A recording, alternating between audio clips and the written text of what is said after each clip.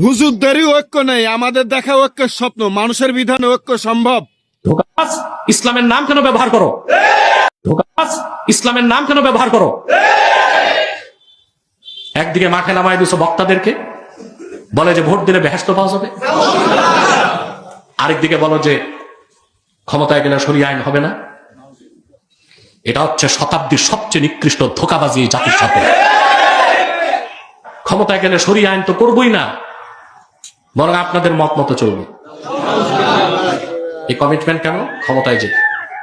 তথাকথিত ইসলামপন্থীদের মুখে এখন এইরকম শব্দগুলো শুনতে পাওয়া যায়।